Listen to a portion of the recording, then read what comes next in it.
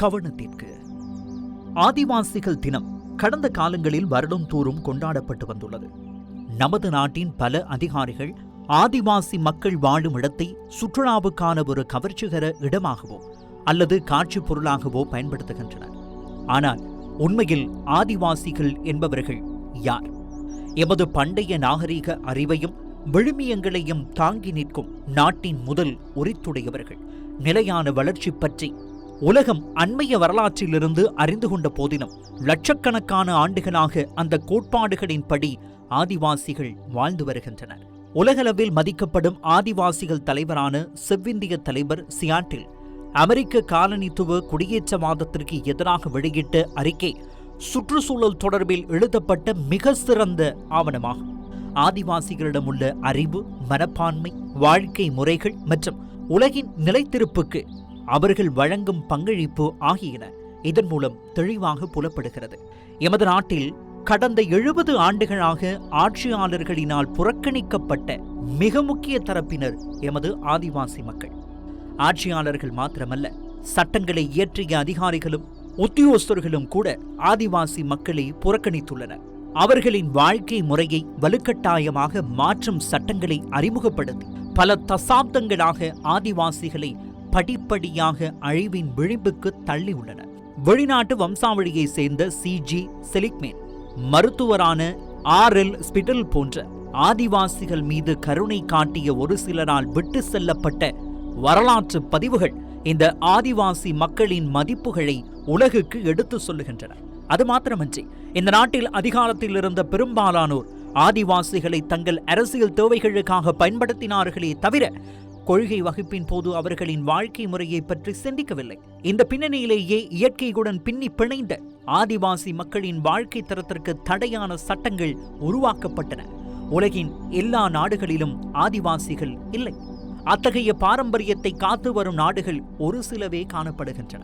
எமது ஆதிவாசிகளுக்குரிய சிறப்பான பாரம்பரியத்தை பாதுகாப்பதன் அவசியத்தை உணர்ந்த நியூஸ் ஃபர்ஸ்ட் கடந்த பல தசாப்தங்களாக ஆதிவாசி மக்களின் உரிமைகளுக்காக குரல் கொடுத்து வருகின்றது.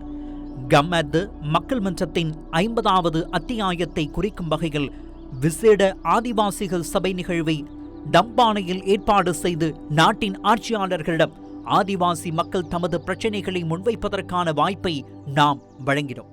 இந்த நிகழ்வுக்கு பொல்லேபத்து, பொலன்னறுவை தலுக்கான, மட்டக்கிழப்பு வாங்கரை, ஹென்னானிகல, தம்பானை மற்றும் ரத்துகல ஆகிய பகுதிகளிலிருந்து எமது நாட்டின் 6 ஆதிவாசிகள் சமூகத்தவர்கள் அழைக்கப்பட்டிருந்தமை சிறப்பம்சமாகும். இந்த இடத்திலிருந்து கம்னத் எனும் நிகழ்ச்சி திட்டத்தின் மூலம் இந்த நாடு முழுவதற்கும் உலகம் முழுவதற்கும் பேசுவதற்கு ஒரு சந்தர்ப்பத்தை வழங்கி உதவியதற்காக அவர்களுக்கு தலைவராகிய நான் மனமார்ந்த நன்றிகளை தெரிவித்துக் கொள்கின்றேன். வேறுபட்ட சட்ட அமைப்பின் மூலம் தமது வாழ்க்கை முறைகளை கட்டுப்படுத்துவதால் தமது பாரம்பரியம் எவ்வாறு அழிவடைகிறது என்பதை இவர்கள் சுட்டிக்காட்டினர். எமது நாட்டில் சட்டங்களை உருவாக்கும் அரசியல் அதிகாரிகளினால் கொண்டுவர தயாராக இருந்த மாபெரும் சுற்றுச்சூழல் அழிவுகளை தடுத்து நிறுத்த தலையிட்டவர்கள் இந்த ஆதிவாசி சமூகத்தினர். ரம்பக்கின் நோயா காடழிப்பு உங்களுக்கு நினைவிருக்கின்றன. இந்த காடழிப்பை தடுப்பதில் தலையிட்ட முக்கிய தரப்பினர்களில் ஒன்றாக ஆதிவாசிகள் விளங்கினர்.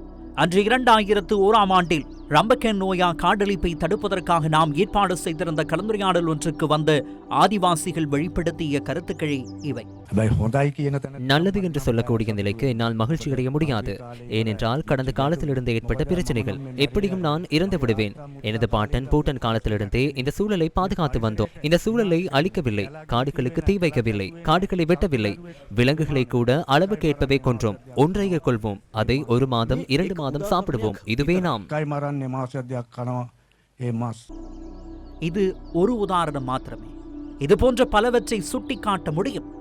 எனவே தற்போதைய ஆதிவாசிகளின் தலைவர் ஊருவரிகே வன்னிலத்து மற்றும் அவரது தந்தையாரான ஊருவரிகே திசாஹாமி ஆகியோரும் இந்த நாட்டு அதிகாரிகளின் முன்னிலையில் வெளிப்படுத்திய விடயம் என்னவென்றால், சுற்றுச்சூழல் அமைப்பை ஆதிவாசிகளிடமிருந்து பாதுகாக்க வேண்டும் என்பதல்ல, மாறாக ஆதிவாசிகளே சுற்றுச்சூழல் அமைப்பை பாதுகாப்பதற்காக தங்களை அர்ப்பணிக்கின்றார்கள் என்பதாகும். இனியேனும் சட்டம் இயற்றும் போது ஆதிவாசிகளின் வரலாற்று பாரம்பரியமும் வாழ்வாதாரமும் பாதுகாப்பாக அமையும் வகையில், அவர்களின் பிரச்சனைகளை தீர்க்கும் வகையில் திறந்த மனதுடனும் அறிவார்ந்த சிந்தனையுடனும் சட்டங்கள் இயற்றப்பட வேண்டுமல்லவா? கவனத்திற்கு.